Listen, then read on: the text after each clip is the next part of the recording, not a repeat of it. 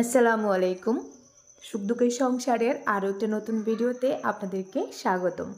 দেশ এবং দেশের বাইরের যে যেখান থেকে আমার ভিডিওটি দেখছেন, আশা করি আল্লাহর রহমতে আপনারা সবাই ভালো আছেন। আমরাও আলহামদুলিল্লাহ ভালো আছি।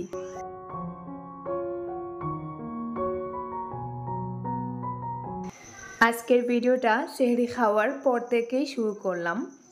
তো আজকে একটু লেট করে উঠেছি, উঠে সবজি ভাত গরম করে খেতে খেতে মানে একটু লেট হয়ে গেছে, তাই অফ ক্যামেরায় সেই কাজগুলো করে নিলাম। দাঁত ব্রাশ করতে করতে আজান হয়ে গেছে, এখন নামাজ পড়ে নেব।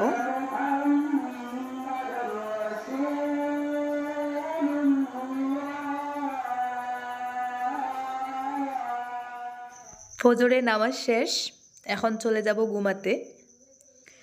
দেখা যাক কয়টার সময় উঠতে পারি। গতকালকে 9:30টার সময় উঠেছি, আজকে ছেলের এক্সাম আছে, তাই একটু তাড়াতাড়ি উঠতে হবে।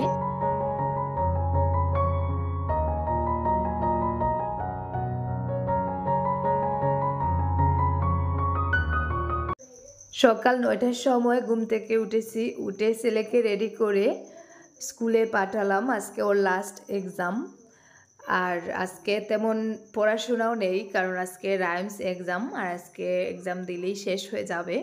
তো ছেলেকে এক্সামে পাঠিয়ে আমি যে ডাটা লাগিয়েছিলাম ওগুলোর মাটিগুলো একেবারে শুকিয়ে গেছে, ভাবলাম একটু পানি দিয়ে দেই।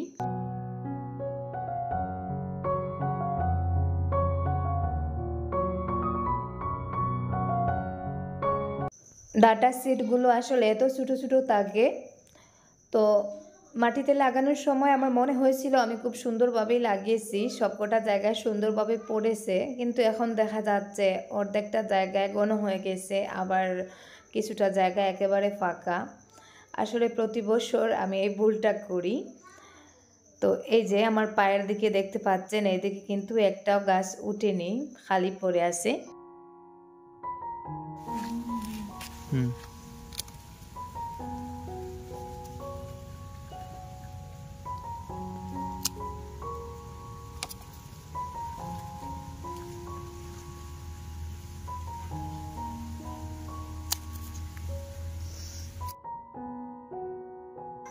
গাছে আবারও কিছু বেগুন একটু বড় বড় হয়েছে, তো বেগুনগুলো ভাবলাম উঠিয়ে নেই। বেশি বড় হতে দিলে বেগুনে আবার পোকা চলে আসে, তাই পোকা ধরার আগে বেগুনগুলো আমি কেটে নেওয়ার চেষ্টা করি। তো এই বছর আসলে বেগুন হচ্ছে না বলেও এই গাছগুলো থেকে অনেকগুলো বেগুন উঠিয়ে খাওয়া হয়ে গেছে। প্রায় 7-8 কেজির মতন বেগুন উঠিয়ে খাওয়া হয়েছে। যেদিনই বেগুন পাড়তে যাই দেখা যায় 1 কেজি, 1.5 কেজি, 2 কেজির মতন পাওয়া যায়। আর এই যে দেখুন, আমি ছোটো থাকা অবস্থায় বেগুনগুলো উঠিয়ে নেই, তাই পোকার পরিমাণটা একেবারে কম, বেশি একটা নষ্ট যায় না।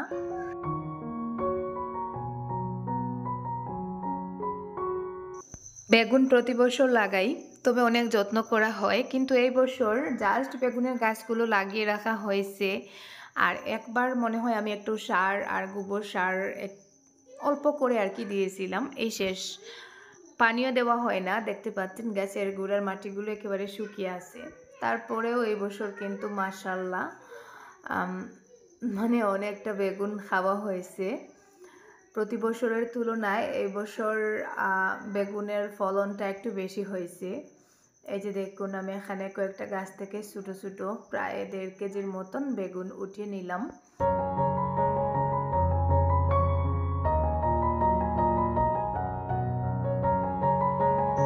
আমি এখন বসে বসে বেগুনগুলো কেটে রাখবো।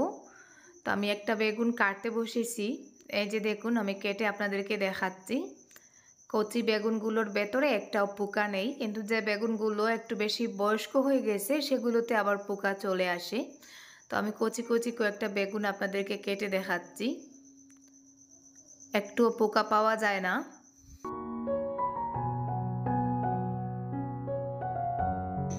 দেখতে দেখতে আজকে 2টা রোজা চলে গেল, রহমতের 2টা রোজা। আমাদের দিনগুলো তো মাশাআল্লাহ ভালোই যাচ্ছে, তেমন কোনো একটা কষ্ট ফিল করতেছি না। আপনাদের কী অবস্থা কমেন্টসে জানাতে পারেন। তো আপনারা আবার অনেকে রাগারাগি করেন যে আপু তোমার ভিডিও আর দেখবো না, তুমি কমেন্টের রিপ্লাই দেও না।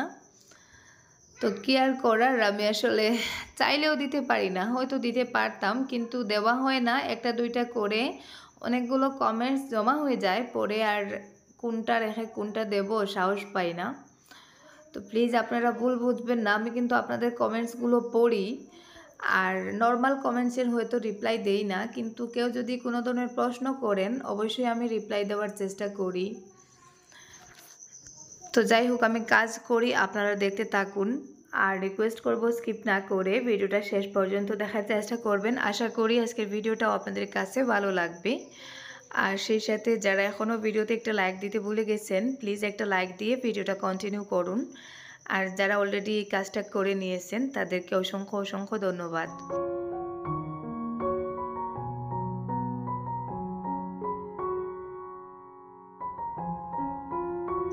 গড়ে কাঁচামরিচ শেষ হয়ে গেছে। আরিয়ানের বাবা গতকালকে বাজার থেকে কাঁচামরিচ আনতে চাইছিলেন, আমি বারণ করলাম যে গাছে অনেকগুলো কাঁচামরিচ নষ্ট হচ্ছে, অনেকগুলো পেকে পেকে নিচে পড়ে শুকিয়ে যাচ্ছে, তো আগে গাছেরগুলো শেষ হোক, তারপরে না হয় বাজার থেকে আনা যাবে।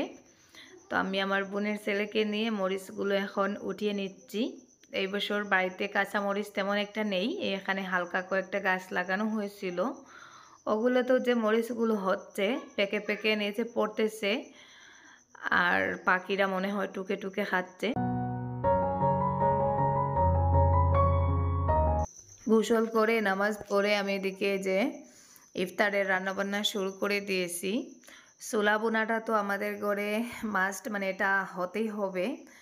আর গতকালকে যেহেতু আমি ছোলা সেদ্ধ করে রেখেছিলাম, সেখান থেকে কিছু ছোলা বের করে যে আগে বোনা করে নিয়েছি, আর এখন ওই কড়াইটাতেই আবার বেগুন ভাজিটা বসিয়ে দিচ্ছি।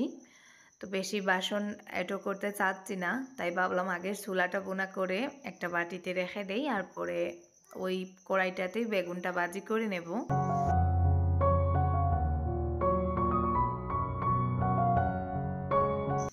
তো যারা আজকে আমার চ্যানেলে নতুন, আমার ভিডিওগুলো ফার্স্ট দেখতেছেন কিন্তু চ্যানেলটাকে এখনও সাবস্ক্রাইব করা হয়নি, প্লিজ আমার চ্যানেলটাকে সাবস্ক্রাইব করে দিতে পারেন যদি আমার ভিডিওর কোনো একটা অংশ আপনাদের কাছে ভালো লেগে থাকে।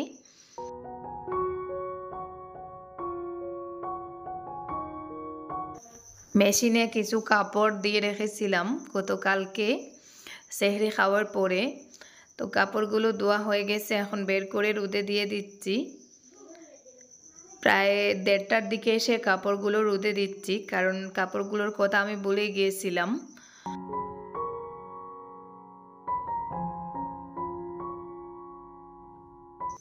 আমাদের চেনা পরিচিত একজন কাপড়ওয়ালা বাসায় কাপড় বিক্রি করেন, তো আজকে আমাদের বাসায় এসেছেন, আর আমি আজকে নিজের জন্য কিছু কিনবো।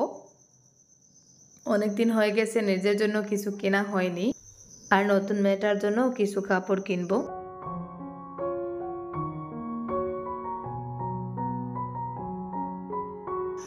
কিছু কাপড় কেনা হয়েছে, যেটা আমি ভিডিওর শেষের দিকে আপনাদেরকে দেখাবো। এখন আসলে কাপড়গুলো যদি দেখাতে যাই তাহলে বাকি কাজকর্মগুলো আমার পড়ে থাকবে। তো এদিকে আরিয়ানের বাবা আবার কিছু ফল এনেছেন, এই যে লম্বা আঙ্গুর।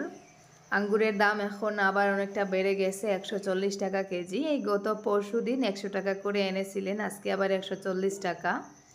রমজান মাস আসায় দামটাও বেড়ে গেছে, বিশেষ করে ফলের দাম।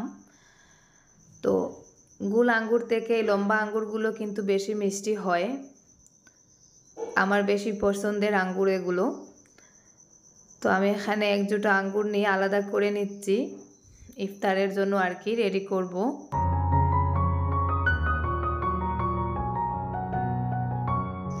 গত পরশু দিন যেদিন ওয়াহিদাদের বাসায় গিয়েছিলাম সেদিন 90 টাকা করে আঙ্গুরের কেজি কিনেছিলাম।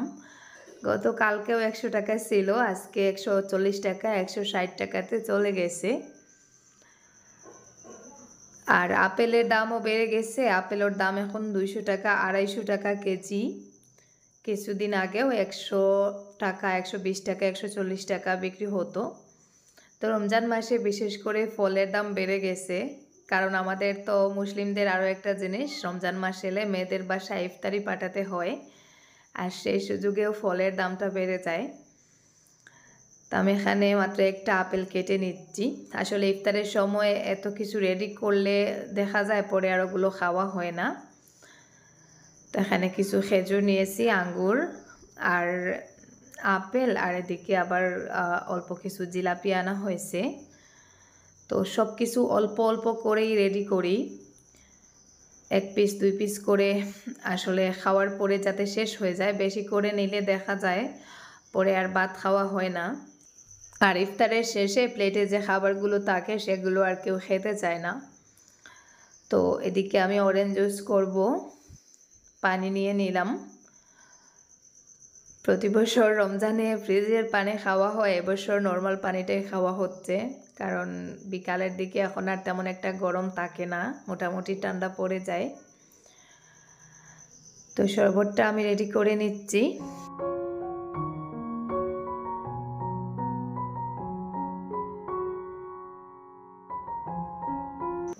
আমাদের ইফতারে, মানে আমাদের সিলেটিদের ইফতারে বেশিরভাগ পাতলা খিচুড়িটাই কিন্তু একটা প্রধান খাবার হিসাবে ব্যবহার করা হয়। তো আমাদের গ্রামের প্রতিটা বাড়িতে, মানে ইফতারে গিয়ে দেখবেন খিচুড়ি কিংবা জাউ, এই দুইটা জিনিস মানে আছে। বাকি 100টা জিনিস থাক, মানে সাথে ওই জিনিসটা থাকতেই হবে। আর আরিয়ানের বাবাও কিন্তু ঠিক একই কাজ করেন। ইফতারে যত কিছু অ্যারেঞ্জ করো না কেন, পাতলা খিচুড়ি যদি না করা হয় তাহলে উনি মানে কেমন জানি একটা রেগে রেগে থাকেন যে একটু খিচুড়িও কি করা যায় না। তো ওই জন্যই আর কি খিচুড়িটা করা হয়। তো গতকালকে করেছিলাম, আজকে করেছি। সামনের দিন আর করব না, অন্য কিছু একটা করার চেষ্টা করব, অন্য কিছু দিয়ে ম্যানেজ করব।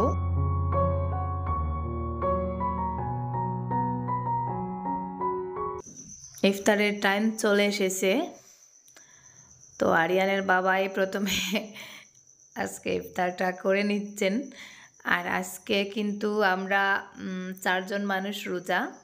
তো আমরা যারা যারা রোজা রেখেছি আমরা ডাইনিং টেবিলেই আর কি ইফতার করব। আর এখানে সবার জায়গা হয় না, কারণ আমার টেবিলটাও ছোটো, আর টেবিলটা যেহেতু দেয়ালের পাশে রাখা, অন্য জায়গায় রাখার জায়গা নেই। তো দেয়ালের পাশে রাখা এক সাইডটা নষ্ট হয়ে গেছে, তো ওই সাইডে আর কেউ বসতে পারে না, তাই এখানে বড় জোর 4 জন মানুষ বসা যায়। তো আমরা যারা রোজা রেখেছি তারা এখানে বসে বসে ইফতার করতেছি। আর এই যে আরও একজন চলে এসেছেন, ছাগল, উনিও ইফতার করবেন। আর আরিয়ানকে আর বাকি যে আরও 2 জন আছেন আমাদের ঘরে, তো ওদেরকে আর কি আমাদের ওই রুমে খাটের উপরে দিয়ে দিয়েছি, ওরা ওখানে বসে খাচ্ছে, সাথে আরিয়ানও আছে। তো এখানে আমার ভাই, উনি তো আমাদের বাসায় কাজ করতেছেন, চলে যেতে চাইছিলেন, বললাম ইফতার করে তারপরে যাবে। তো উনি নামাজ পড়ে আবার শুয়ে পড়েছিলেন, ইফতারের সময় ডেকে নিয়ে আসলাম। তো যাই হোক, আজকে আরও একটা ইফতার সেরে নিলাম, আলহামদুলিল্লাহ। আসলে বেশি মানুষের সাথে বসে একসাথে ইফতার করতে বেশি ভালো লাগে। তো আমাদের ঘরে তো মানুষজন তেমন নেই। আগে আমি আরিয়ানের বাবা 2 জন ছিলাম রোজাদার, আর বাকিরা তো রোজা রাখতো না, তারপরেও সাথে বসাতাম। আর এই যে দেখুন আরিয়ান এখানে বসে বসে খাচ্ছেন, আর সাথে এই যে ওনার ছাগলটাকেও আঙ্গুর খাওয়াচ্ছেন। তো কি বলবো, মানে ছাগলটা সব কিছু খেতে চায়। ইফতার করার পরে যদি একটু পান দেওয়া হয় তাহলে সে পানও চিবিয়ে চিবিয়ে খায়। ওকে আলাদা একটা প্লেটে খিচুড়িও দেওয়া হয়, সে খিচুড়িও খায়। কোথায় সে ঘরের সব ধরনের জিনিস খায়।